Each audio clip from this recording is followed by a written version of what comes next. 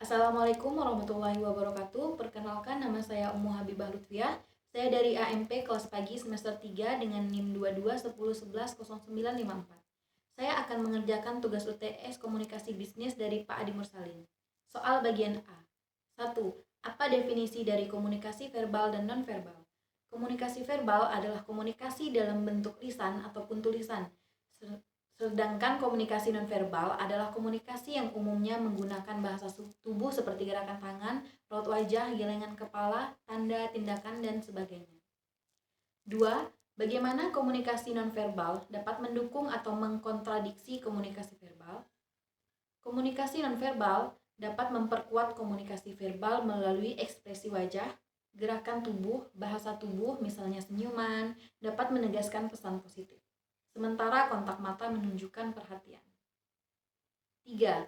Apa saja jenis-jenis dari komunikasi nonverbal? Jenis-jenis dari komunikasi nonverbal adalah bahasa tubuh, ekspresi wajah, kontak mata, gaya bicara dan intonasi, bentuk-bentuk visual, dan simbol-simbol nonverbal. 4. Dalam konteks profesional, elemen komunikasi verbal atau nonverbal manakah yang paling berpengaruh? Dalam konteks profesional, baik komunikasi verbal atau nonverbal memegang peran penting. Namun, elemen yang paling berpengaruh dapat bervariasi tergantung pada situasi dan budaya organisasi. Kontak mata, sikap tubuh, dan ekspresi wajah dapat memengaruhi persepsi dan membangun hubungan interpersonal yang baik. Di sisi lain, komunikasi verbal yang jelas, tepat, juga krusial, terutama dalam pertemuan bisnis atau presentasi. 5. Bagaimana seseorang dapat memperbaiki keterampilan komunikasi verbalnya? Yang pertama, praktek berbicara. Kedua, perhatikan artikulasi dan intonasi. Ketiga, dengarkan dengan aktif. Keempat, perhatikan bahasa tubuh. Kelima, perhatikan kecepatan bicara. Keenam, perkaya kosakata. Ketujuh, terima umpan balik. Dan yang terakhir, pelajari keterampilan presentasi. 6.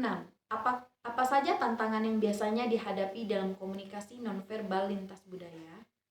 Dalam komunikasi nonverbal lintas budaya, beberapa tantangan meliputi perbedaan dalam bahasa tubuh, ekspresi wajah, gerakan mata, dan norma-norma sosial. Misalnya, sebuah gestur yang dianggap sopan di satu budaya mungkin dianggap kurang sesuai di budaya lain.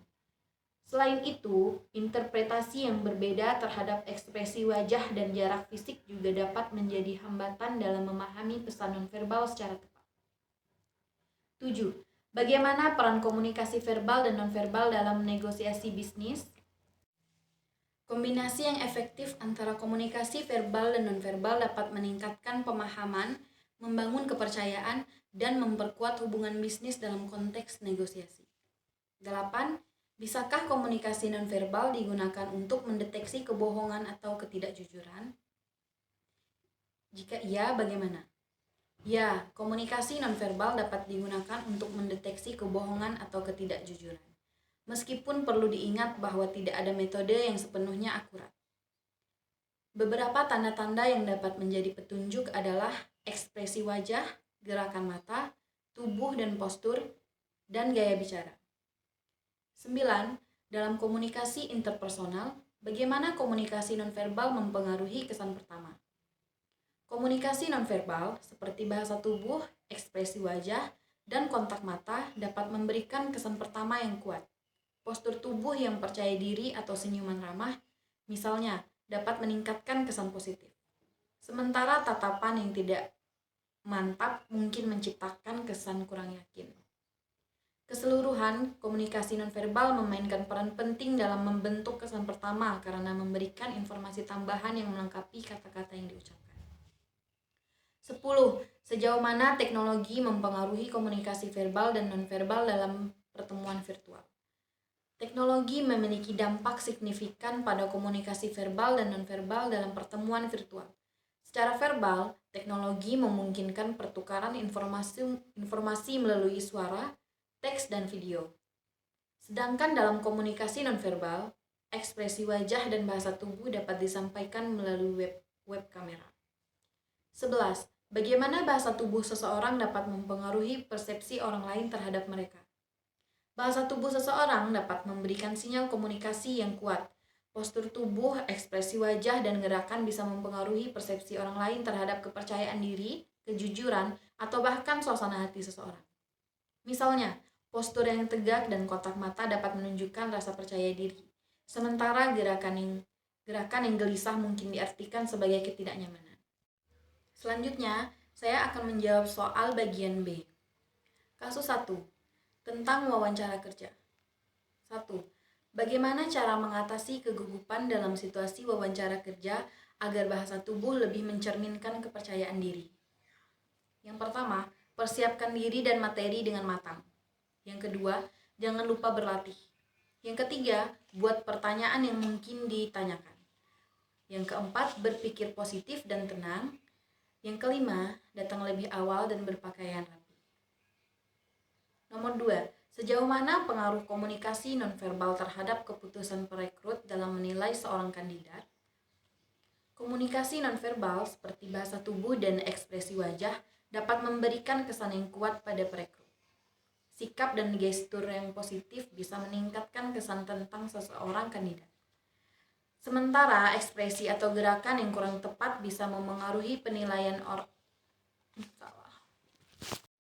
Selanjutnya saya akan menjawab soal bagian B.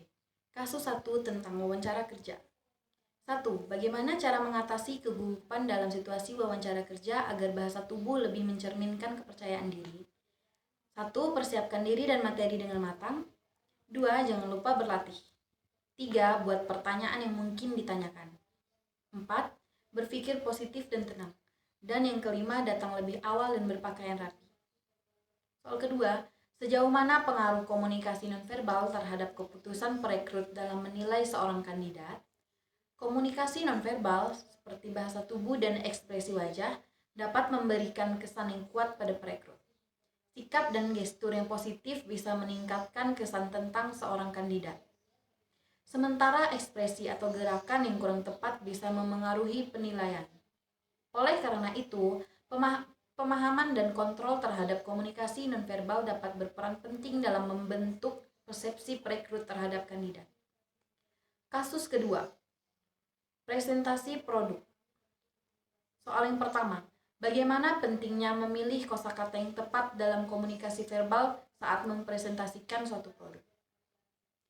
Pemilihan kosakata yang tepat dalam komunikasi verbal saat mempresentasikan suatu produk sangat penting karena dapat memengaruhi persepsi dan pemahaman audiens. Kosakata yang tepat dapat membuat presentasi lebih jelas, persuasif, dan mudah dipahami. Ini membantu menciptakan kesan positif terhadap produk dan meningkatkan kemungkinan kesuksesan presentasi. Soal yang kedua, bisakah komunikasi nonverbal yang efektif mengimbangi kelemahan dalam komunikasi verbal? Berikan contohnya. Komunikasi nonverbal yang efektif dapat membantu mengimbangi kelemahan dalam komunikasi verbal. Sebagai contoh, jika seseorang merasa canggung atau kesulitan mengekspresikan diri secara verbal, ekspresi wajah yang ramah dan bahasa tubuh yang percaya diri dapat membantu menyampaikan pesan dengan lebih jelas. Gestur tangan yang tepat, kontak mata yang baik, dan postur tubuh yang terbuka juga dapat meningkatkan daya tarik dan kepercayaan dalam komunikasi. Bahkan jika kata-kata yang digunakan terbatas atau kurang tepat. Kasus yang ketiga, pertemuan tim. Soal yang pertama, apa dampak perilaku nonverbal pemimpin terhadap moral dan motivasi anggota tim? Perilaku nonverbal pemimpin seperti melihat jam tangan dan ponsel secara berulang dapat memberikan dampak negatif terhadap moral dan motivasi anggota tim. Tindakan tersebut dapat diartikan sebagai kurangnya perhatian dan rasa tidak sabar yang dapat mengurangi kepercayaan dan semangat kerja anggota tim.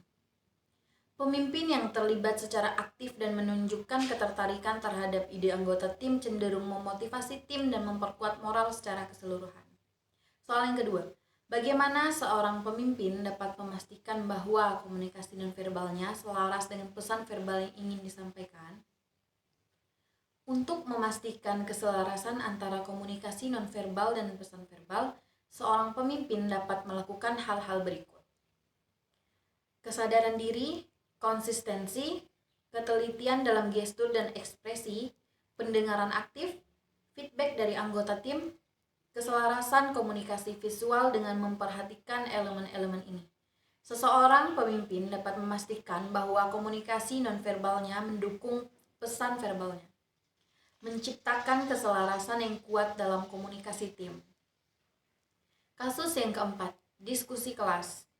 Soal yang pertama, bagaimana mahasiswa tersebut bisa meningkatkan kemampuan komunikasi nonverbal untuk mendukung poin-poin yang disampaikan secara verbal? Mahasiswa dapat meningkatkan kemampuan komunikasi nonverbal dengan cara pelatihan tubuh dan bahasa tangan, ekspresi wajah yang sesuai, penggunaan kontak mata, pola nafas, dan intonasi suara, postur tubuh yang tepat, adaptasi budaya. Praktik rutin dan umpan balik, konstruksi juga kunci dalam meningkatkan keterampilan ini. Soal yang kedua, dalam konteks akademis, mana yang lebih berpengaruh komunikasi verbal atau nonverbal dan mengapa? Dalam konteks akademis, kedua bentuk komunikasi baik verbal maupun nonverbal memiliki pengaruh yang signifikan. Komunikasi verbal memberikan informasi secara langsung, sementara komunikasi nonverbal dapat mencerminkan ekspresi, emosi, dan sikap. Keduanya saling melengkapi untuk menyampaikan pesan dengan lebih efektif. Sekian tugas UTS dari saya. Saya ucapkan terima kasih dan wassalamualaikum warahmatullahi wabarakatuh.